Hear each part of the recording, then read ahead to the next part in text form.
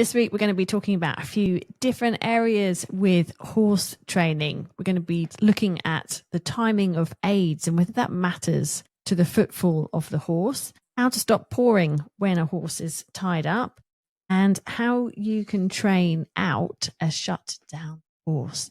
This is Mark Langley's Horsemanship podcast, a podcast helping you to find solutions in a positive and connected approach. I'm Jenny Langley, and with me is Mark Langley. G'day, everybody. Now, the pawing, a horse pawing when it's tied up, Mark, can you solve that one? What can we do when a horse is already at that point where they're pawing?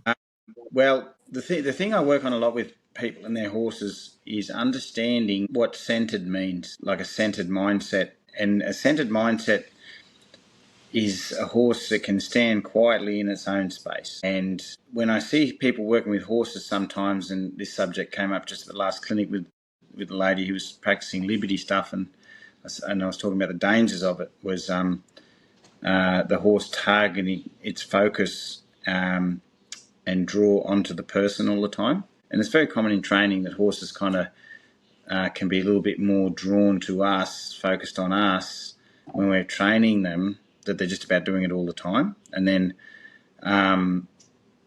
they become lost when we go away. So it's important when we train our horses that in all our training we get them to search away and then search back, and they're not just drawn with their focus on us all the time. So that's super important in groundwork. From there, we teach them to lead and stand quietly at the end of a lead rope, 5 metres, 6 metres away, until they're just centred and quiet. They're not needy of connection to us. They're just connected in a bigger space, knowing that we're somewhere there. And once they start to sort of stand quietly, ground tie, walk a few steps, stop a step, walk, stop on that rope, and you can stop them anywhere and they're nice and calm and they're in their own space, then you can think about tying them up and then slowly, because if you can sort of stand there 5 metres away and they're quite happy about that, then you can tie them up and walk away a little bit and they'll be happy with that until you can sort of go further away. But the biggest thing is when you work with your horses, you're not always saying focus on me, you're saying let go of that. So a horse that gazes off with the chicken thoughts that I talk about, this like book, book, book, you say let go of that. Now, if they're looking at me all the time and staring at me, I'll say, well, no, don't stare at me, look away. And they look away and then they come back and then they look away and then they go, I just might stand comfortably in myself, not constantly targeting something else. You have to work on all that before you really tie a horse up. Otherwise, it's just going to be like hung up there with their thoughts somewhere else, pawing the ground. So that's them wanting to go somewhere else. They're somewhere else in their mind, but they physically can't get there. So their feet are just pawing the ground in frustration, wanting to go somewhere else. So working on all that and then leading on a long rope and ground tying, and then tie your horse up, walk away a bit, come back, tie it, walk away, come back, and watch its emotions. And you can do like graded exposure where you go away a little bit and come back until you can go away for a longer time and the horse is calm with that. But a lot of horses don't have the mental capacity to tie up purely because they've never been put in the right mindset to be nice and calm and centered and grounded. So they always get stressed when they're kind of in a stable, tied up. Doesn't matter, you look at all these weavers and crib biters and all horses that are pacing fences.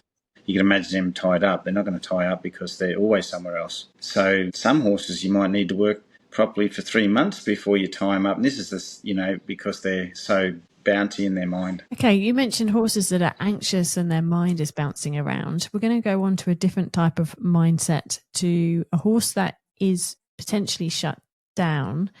This is a question that's come from Andrea in New Zealand. She thinks a horse might be shut down. What would you say are the telltale signs of a shut down horse, and what is a shut down horse? Well, I use the term shut out, shut down. So to me, whether this is correct or not, it's just the terminology I use when I look at a horse. So to me, a shut down horse is the one that just stands very quietly. The ears are kind of quiet, as in they're not moving around a lot. It's quite stiff, rigid, doesn't search a lot, and just kind of doesn't really think much at all. Their eyes aren't moving, not smelling the air, not drawing air. Their ears aren't flicking to the things that are happening around them. Their tail doesn't have a nice sort of soft movement in it sometimes, and they just kind of, they don't try, they don't search. They just kind of shut down in their shell and just go la, la, la, I'm just, I'm in the zombie apocalypse and I'll just let it all go on by. That's kind of a shutdown horse. A shutout horse is the same sort of thing. It's another kind of coping mechanism. A shutout horse is one that might stare off into the distance, just picking things over in the distance and just not really processing anything in its immediate environment. Both forms are a form of shutting out. It's just the down one, I say it's down because it's just internalized and not anywhere. The other one looks more external, as it's way out there somewhere, gazing off with it. But if you go up and do this in front of its eye, it's just like a windscreen wiper. If you put a flag in front of it and just shook it a bit, it just would just gaze straight through it, like because it's used to all these things coming past and around its eyes and touching it, and it's just not even. It's kind of very vacant, but it picks these weird things like hundreds of meters away to stare at, like, oh, there's a black cow moving across the paddock, or or there's something over there, or there's a.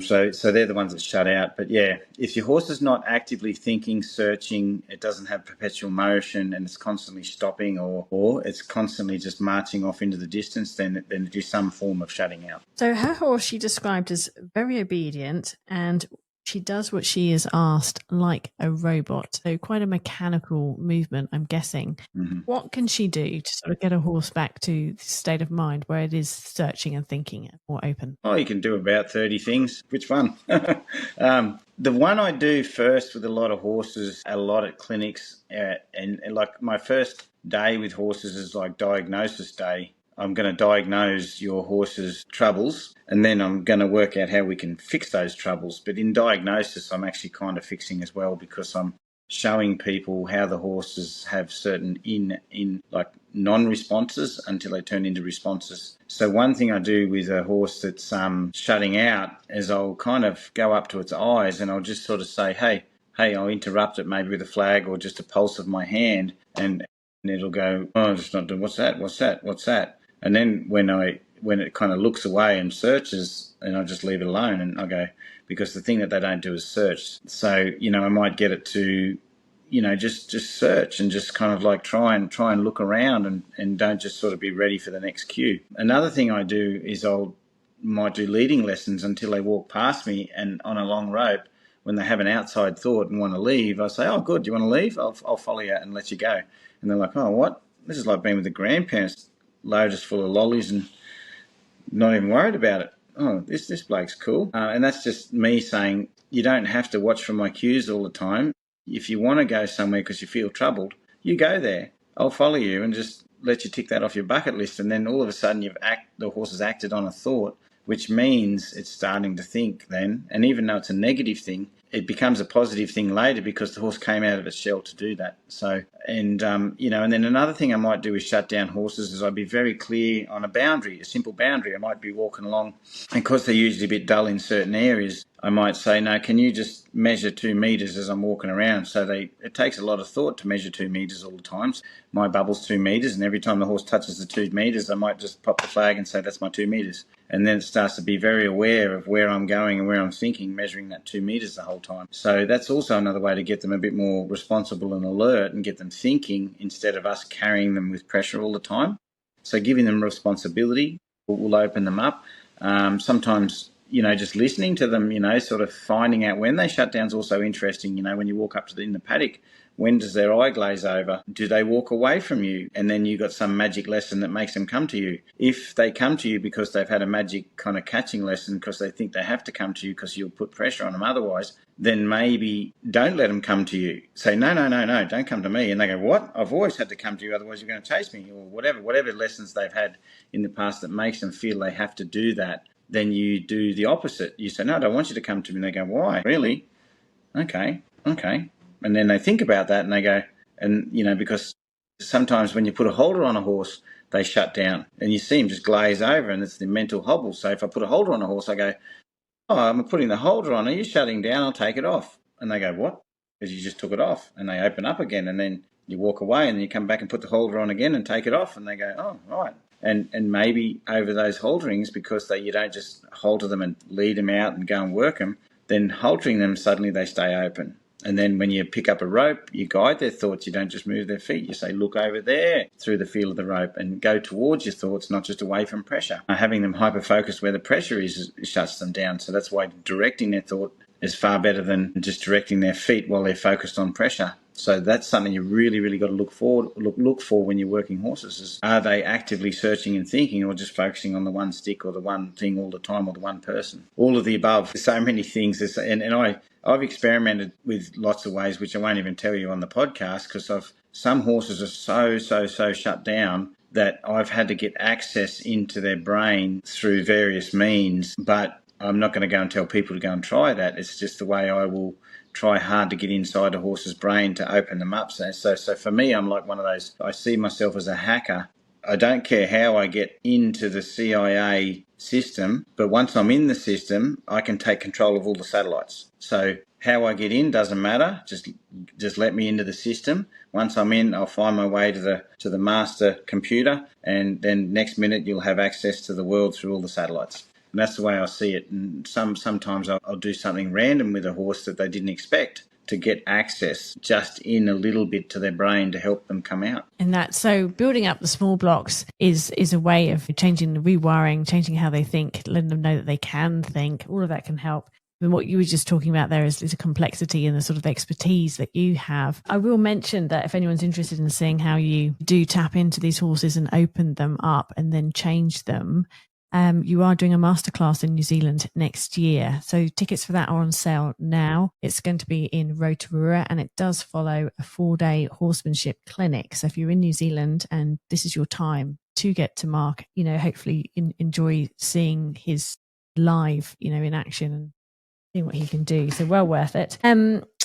Now, going on to another technicality, the timing of a footfall of a horse, and how your timing of an aid in relation to that footfall and how effective that is. This is a really interesting question that's come through from Ilse from Holland. She has noticed that some dressage professionals will talk about influencing using their aids when the foot is in the air. So, for example, the indirect rein, speak or, direct both of those front legs moving in the opposite direction of the rein. Which one you move with the rein is, of course, the leg where the horse has the weight on it. So is that the correct? She'd like to know if you think, if that's the correct thinking. Does it actually matter? What would your opinion be? Well, yes and no. Actually, funny you asked that question, because I had a discussion about this yesterday, and I hadn't had a discussion about this for a while. And there's 2 horses. I actually did one of the lessons at the end of the clinic. I've had 2 horses together just because I knew those girls wanted a bit more time under saddle, and so I just worked between the 2 of them. And I was saying, now see that horse there? That horse has release brace. So every time you release the reins, the feet would stop really quickly and it'd sort of brace.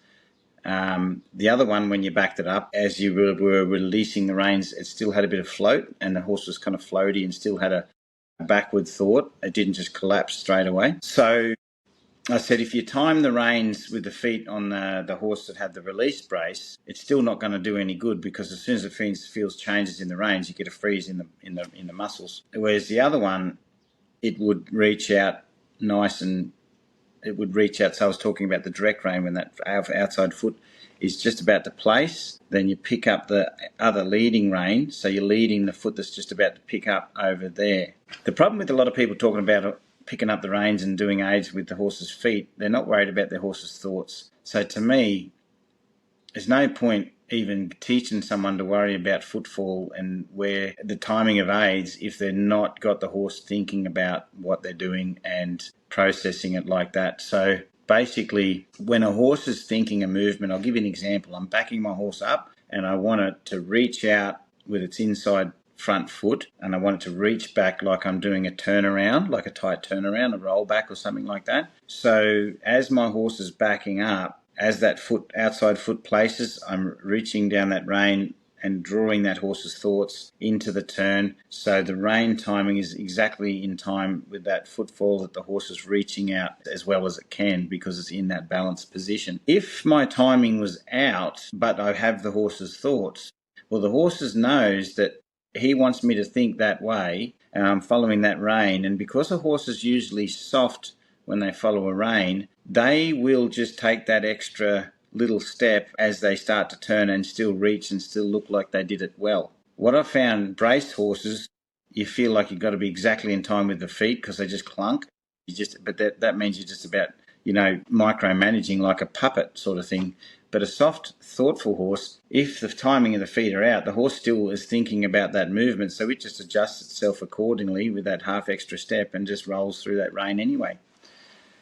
So when the horse is soft and it has this kind of floaty feeling in the reins, when you pick up it floats and it's got the floaty feeling, then it's not so essential that you're exactly in time with the feet. But as you get better with your understanding of directing the thought and you know where the feet are, if you're in time with those feet, then it can only make it better because everything is kind of closer and in time, it's more fluid. Sorry for that helpful answer, but if that makes sense. And so most students, I teach not to worry about the footfall just yet, just worry about the thought change. Through that, you see those students that aren't worried about footfall on their horses, but the horses are thinking well, still doing really nice turns and stuff like that, looking like they're in balance, and they didn't have to worry about the feet. So yeah, it's a yes/no question. It's good to know and it's good to influence, but the thoughts are more important and they will get you by without being exactly in time. All goes back to the thoughts. That's great. Thank you so much, Mark. We'll leave it there for this week.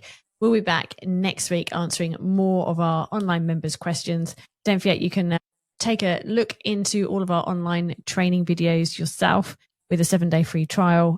We would love to see you on the membership and give you the support. We try to answer all of the member questions that come through. We offer a Q&A session every fortnight. So it's a great support for anyone that wants to jump online and get Mark's direct advice in detail, as you can hear.